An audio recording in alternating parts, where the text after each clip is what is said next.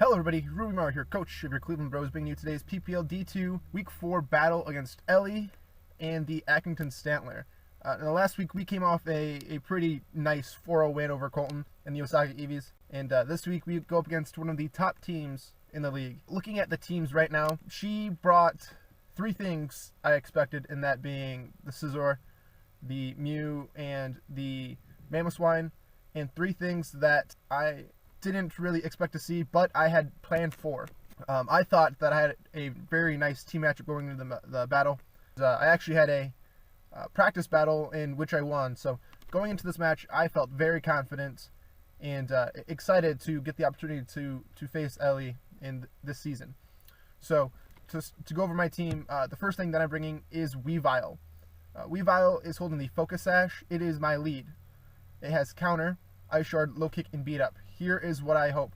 I hope I can either scare something out, and with the Beat Up is essentially a 2-hit kill on just about everything except the Scizor. So hopefully I can get a kill and weaken some things with Weavile.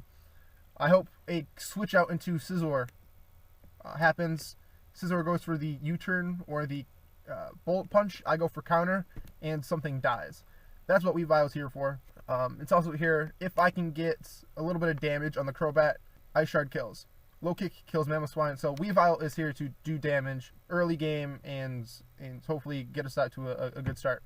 The next thing I'm bringing is last week's MVP, my number 1 pick, Excadrill, holding the Life Orb Sand Rush with Earthquake, Ironhead, Swords Dance, and Sandstorm. Sandstorm, I outspeed everything. Swords Dance, I kill everything. If somehow I get 2 turns to set up, then Excadrill sweeps.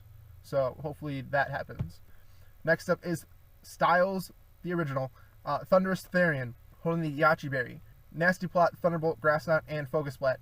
Grass Knot was for the Gastrodon, but it can also be used for a guaranteed kill on the Mamoswine. Looking at the team matchup, Thunderous has a phenomenal matchup, looking to do some good things. Hopefully it can get off on the right track.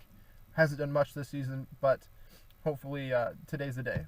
Next up is Slowbro, my Mega Slowbro, with Scald, Psychic, Toxic, and Rest. No setup this week because of all the taunters and clear smog users and all that hazing stuff. Scald for the Mamoswine, Psychic for the Crobat, Toxic for, I expected Gastrodon, so Toxic is there to just wear things down, and Rest because no Florges. It is mixed defensive, so I can take hits from Mamoswine all day. Next up is Sleepy Gary, holding the Choppleberry in Thick Fat. Toxic, Earthquake, Rest, Counter. Again, Toxic was to wear down things like the Cofagrigus and the Gastrodon. Earthquake is to do damage to the Heatran. It didn't come. The Electabuzz and other things. And Counter, originally I wanted the Choppleberry for a superpower from Scizor and to counter kill it with plenty of health left. You'll see how this one goes. Snorlax is a key player in today's game. And finally, the big threat here, Emboar, with the Choice Scarf. Flare Blitz, Head Smash, Earthquake, Superpower. Again, nothing really wants to switch into an Emboar, and it needs to be played really well. So that's the team, and let's see how we did going into Week 4. So to start the match off, I lead with Weavile, like I said, and she leads with Kingdra.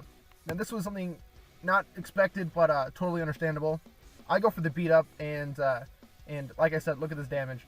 It does enough to get the 2-hit kill, meaning that the damage will be done on turn 1. Right here, I get a crit at the end.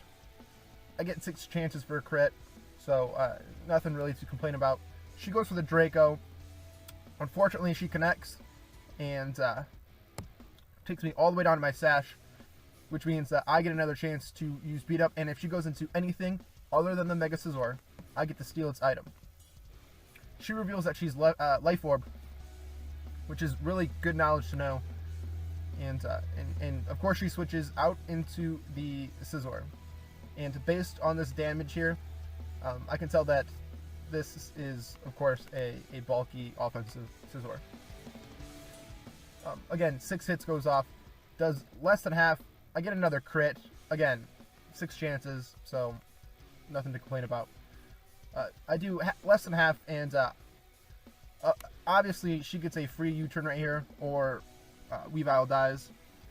I go into my Emboar because this takes the least amount of damage from anything that Scizor wants to do.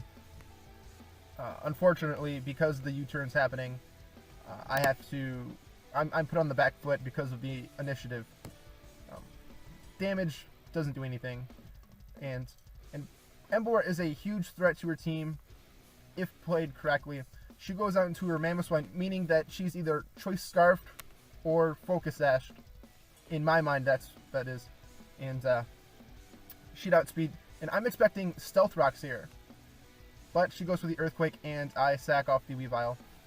Weavile really wouldn't have had a chance to do much except maybe outspeed the Kingdra and hit the Crobat with an Ice Shard.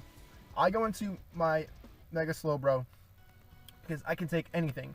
I actually expected the switch out into Mew or something a little bit more defensive. Not really wanting to get the Scald Burn because Mamoswine does a lot to my team. It goes for the Freeze Dry, and it does 25-30%. I go for the Toxic, again, expecting the Mew switch in, and but she stays in. So I know I can take another Freeze Dry, no big deal, and I'm just going to go for the Freeze Scald here. She stays in, Stealth Rocks. I don't have Rapid Spin on my Excadrill, so those rocks are here to stay. I go for Scald, and that's a dead Mamoswine. So Hank, the Mega Slowbro, really, holding his own through the season. In comes the Scizor, and I had to switch here again because had I had Slack Off, I might have stayed in and slacked off and just scouted for the U-turn. I go into my Emboar here, taking a little bit of chip damage from the rocks, and then taking a little bit more from the U-turn, the obvious U-turn, and again, put on the back foot because of the U-turn. She has a free switch into the Crobat, something that a Choice Scarfed Emboar cannot outspeed. So, in comes the Crobat, and right here I have the choice. What do I want to do? I'm expecting a U-turn here for more initiative, expecting me to switch in, because there's no way somebody's going to stay in with an Emboar against Crobat, especially seeing how much Emboar can actually do when she doesn't have a switch in. So I expect the U-turn, and I make a ballsy play, stay in, but unfortunately she makes the right play and just goes for the Brave Bird. And I played Emboar a little bit recklessly, and it cost me, but this gives me a free opportunity to go into either A, Excadrill, set up a Sandstorm, or B, go into my Thundurus and set up a nasty plot. Either one of them can do massive damage to her team. I decided to go for my Thundurus, seeing that it will outspeed everything, and I only really need one turn of setup. Mamoswine's gone, so my Berry is used just for the Electabuzz or a Choice Scarf Mew. So in comes the Electabuzz on my nasty plot. This is phenomenal, and I'm getting ready for a sweep here if that Mew's not scarfed. I have the Berry here, and she goes for the Ice Punch. My Berry goes off, and I take that no problem, except I get frozen. And right here, the emotions, the emotional roller coaster that I'm on. I get frozen. I thaw out. Focus Blast for the kill. No, I fucking miss. So my emotions were everywhere, up and down, all over. That was huge. That was huge. Thundurus could have done so much, potentially sweeping the rest of her team. In comes my Snorlax, and I knew that Electabuzz would get the low kick. I eat my Chople Berry. This doesn't do much, and fortunately I can just kill this Electabuzz with the Earthquake. So Sleepy Gary picking up another kill after eating his berry. This is the second time I've ran the Chople Berry, and it's worked pretty well. In comes the Scizor, and I'm expecting a superpower or a U-turn. In comes the superpower. I was really hoping she wouldn't set up on me, and I lived the superpower, surprisingly lived the superpower, and I can kill it with a counter. So that's a dead Scizor, and Sleepy Gary picks up 2 kills. Unfortunately, I am really low on health, and that gives her a switch into the Mew. There's not really much I can do. She can kill me, but she sets up a nasty plot, and right now, this thing is going to sweep me. I go for the Toxic because it's the only thing I can do. Nothing I have outspeeds this thing anymore, and it's at +2. Synchronize goes off. That doesn't matter because I'm already at low health. She can kill me right here, but I'm really hoping she doesn't. I'm really hoping she gets greedy and or sets up an agility or something. And I go for a rest here. She goes for a second nasty plot, and right now it's looking like the match is over. Snorlax goes for rest. The only thing I can do, just trying to stall out this Mew. But if she has recovery, then it's over. Nothing I can do. I get swept by Mew. Toxic, chipping away. She's at +4, goes for an energy ball. This is a non-stab neutral hit. She gets a crit. Crit doesn't matter because it's a 2-hit kill anyways. And reveals that she's Life Orb. That does tremendous damage. And I'm left to do nothing but sit here and sleep. Fortunately, the toxic is the poison is chipping away. And another energy ball is enough to kill Sleepy Gary. Sleepy Gary, you did great this week. And unfortunately, this Mew is just too much. I expected an offensive Mew. I just didn't expect a specially offensive Mew. Now, right here, Mew has 1 turn left until the Toxic kills it. Unless it is a Mew with some sort of recovery. So I have the choice. Who is more valuable to me? The Excadrill or the Mega Slowbro?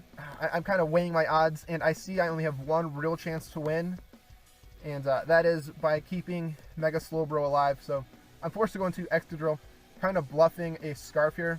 And I was hoping she would go for recovery or something. I went for Sandstorm here, but she reveals Vacuum Wave.